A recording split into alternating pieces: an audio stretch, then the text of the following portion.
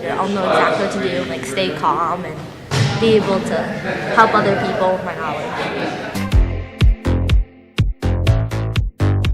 It was actually the fire department that came to see me with the idea and sort of a guide on how to run it. And so we decided that it would be a good thing for our students, and we went from there. We're really finding nowadays that adults are aware, but they don't necessarily follow through. And it's really important with students, teenagers, children, getting them involved, and then they take that information home and get the parents involved. Having a plan always helps you to keep your calm. I didn't really know what to expect, so I didn't know what kind of interest there would be, but I'm pretty happy with the turnout. It's great. We did have the 3 emergency preparedness games. We did an emergency relay, emergency Simon Says, and now they're playing the emergency Trivial Pursuit. So it's fun learning because they're playing and learning at the same time. And then I think about time to give them a mental health break where they can actually get on their cell phones and do their texting and their tweeting and their Facebooking.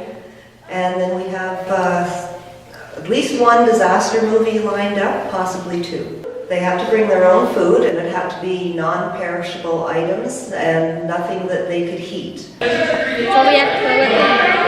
we have non-perishable food, and we have our first aid kit that we have packed, just like any little thing, like Band-Aids and stuff like that. And we have extra Band-Aids because we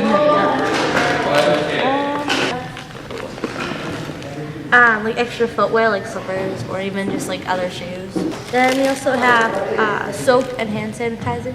Then we have a flashlight. We have batteries and candles. We have a crank radio that they gave us. And it was also like solar powered and had a flashlight hooked up to it. And on like the side, you're able like to plug in like the back of your phone, and then you can like charge your phone with it too. And we have a whistle, and we have ID. And then we have matches.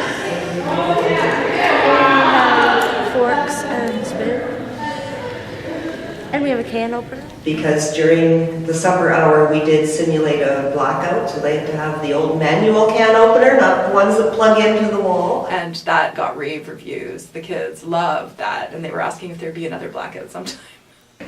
And we also did a demonstration on rations. We took them outside and we did the self-heating rations so that they could see how we utilized them, and they all got to have a couple spoonfuls to taste what they taste like. When we were having our orientation, one boy said, I've signed up because I want to be a paramedic. And that makes perfect sense, right? Like they get a little bit of an insight into that world through an event like this, just to give kids a bit of that experience, if they're thinking about that as a career. There will be a debriefing that will be done by Jude Kelly.